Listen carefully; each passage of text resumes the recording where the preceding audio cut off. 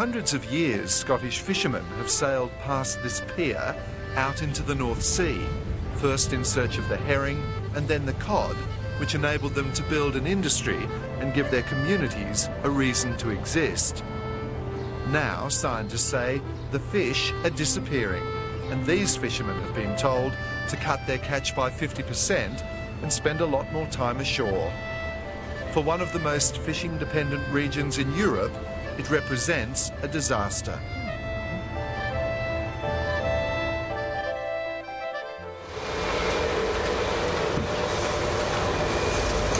Harbour, the Armady, receiving me here, or...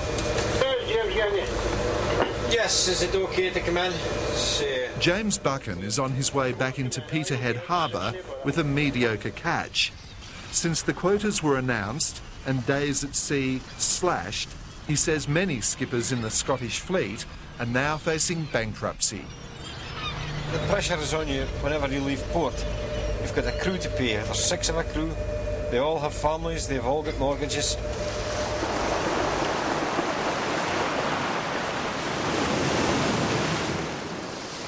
They cling to the coast for dear life, the hard, flinty fishing communities of northeast Scotland, now being whipped by bitter winds of change blowing off the North Sea.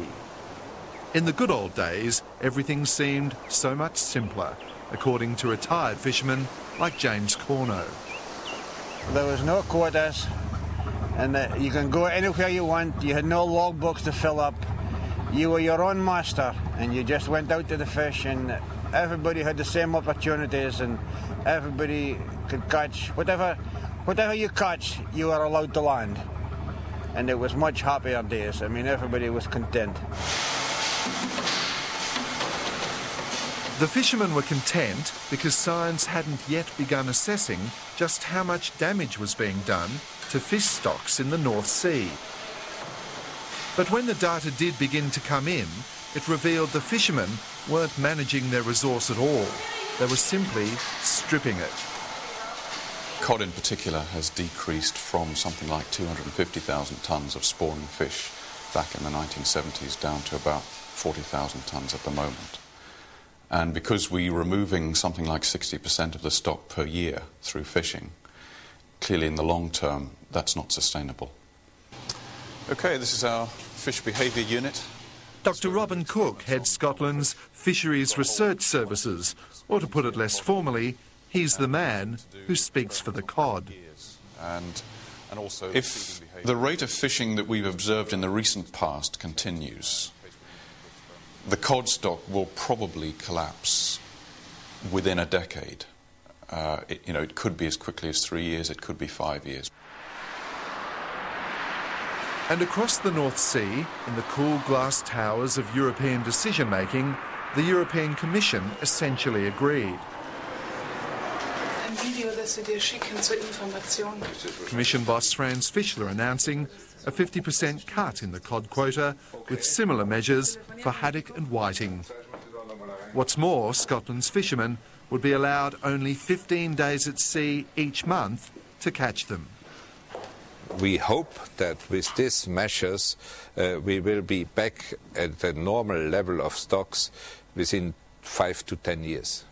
The fishing community here are very, very angry at the way they've been treated. The Scottish fishermen have been discriminated against. They've cut our quotas, they've cut our fleet, and they haven't cut the foreign fleets, France, Denmark and others, to the same comparison as us. Not true, say the bureaucrats in Brussels. We shouldn't forget that there are many other areas in the European Union, for example, the German fishing sector, they reduced to less than half of their former size, the fleet, during the last years.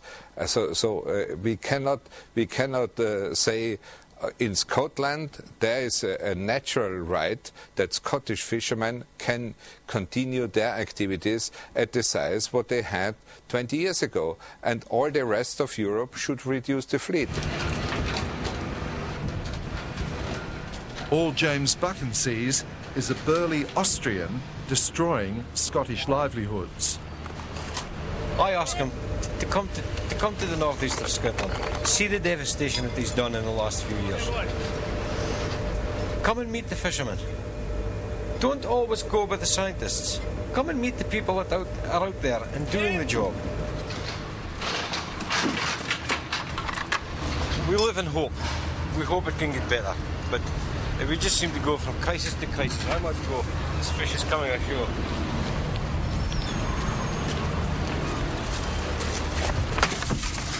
Right.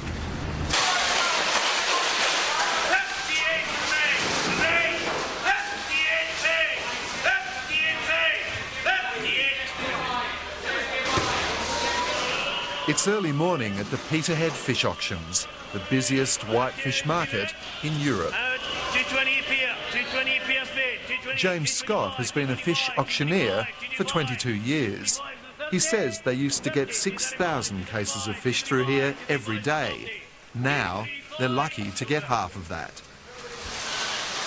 People are living in a depression mode almost because of all the uncertainty regarding the industry. When I first started 20 odd years ago, things were buoyant. There was a good atmosphere in the industry. Plenty fish, plenty boats going to sea. Nobody ever thought it would be redundancies. I remember one of my old bosses saying that you've got a job for life.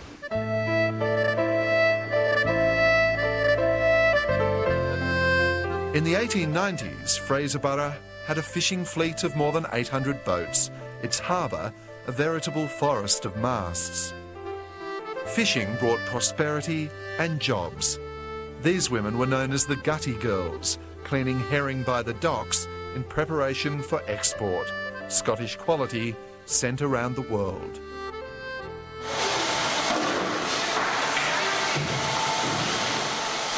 And Fraserburgh still has its Gutty Girls, working in processing plants, filleting cod and haddock. Of the town's 12,000 people, it's estimated that half of all jobs are directly reliant on a living from the sea, and now many of those jobs are at risk. Every industry, from the butcher and the baker to the candlestick maker, it affects everyone.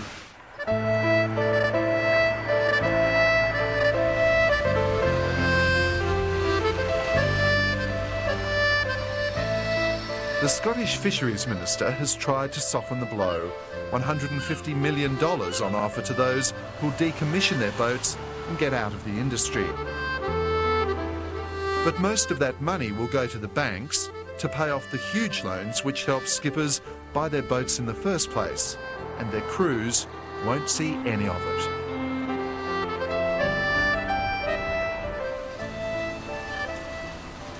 That's the future facing Malcolm MacDonald. He spends most of his life living and working aboard the Crystal River, fishing hundreds of miles off the coast in 10-day cycles. Right, this is where we call the cabin. There's 6 beds here. That's my bed.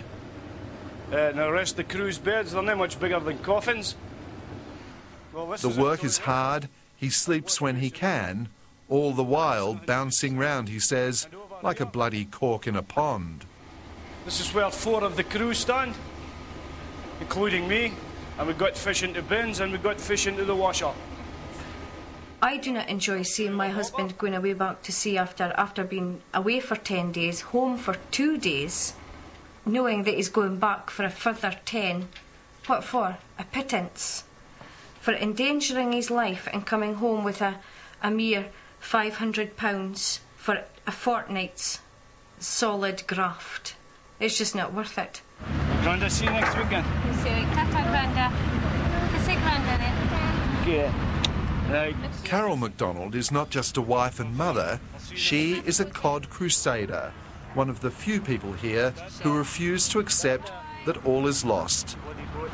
You're ken why you're here today, because we basically need help. On a chill Wednesday evening, Carol and the Cod Crusaders have organised a pub meeting with other local women to try to give their campaign new momentum. Our men simply can't get a price for their quality fish that they're tucking in. So the men are now going to give donations of fish, filleted, and we'll bag them and label them. And we're going down to Edinburgh in order just to give these fish away to highlight, well, they can't get a price for them, so they're just as well giving them away. Now, The women of this community have never balked at a challenge. 100 years ago, they used to carry their men out to their boats so they wouldn't have to get their leather boots wet. Carol's husband, Malcolm, is somewhat ashamed that they're carrying their men again. 3 women is Tino a male-dominated industry. 3 women's fighting for it. For a male-dominated industry. That's what bloody peeves me off the most. And your skippers can't do nothing. They want to stand up. You mention a blockade, they're arguing, oh, we can't do that, that's breaking the law. Bugger the law. Do something about it. But do what? The European Commission says the Scottish fleet must endure these quotas so stocks can recover. But what guarantee is there the stock will improve? A similar crisis hit the fishery of Newfoundland a decade ago, and the cod never came back. Maybe the mistake of the past was, before I became responsible for the fishing sector, that nobody took care about the stock developments. And now it's rather late, but we hope it's not too late. 1, 2,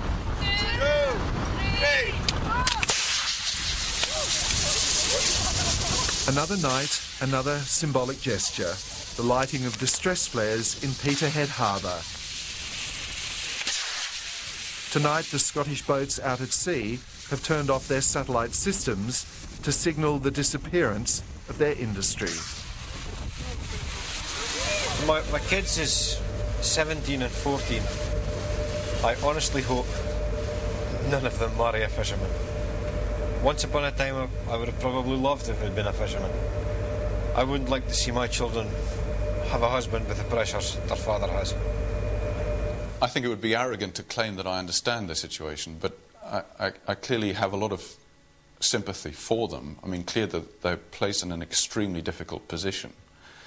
And understandably, they don't like the science because it's having a very detrimental effect on them as they see it.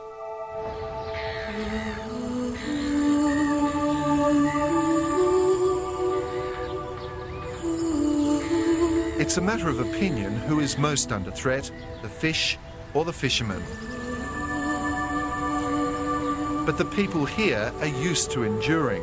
They remain grimly determined to ride this storm out.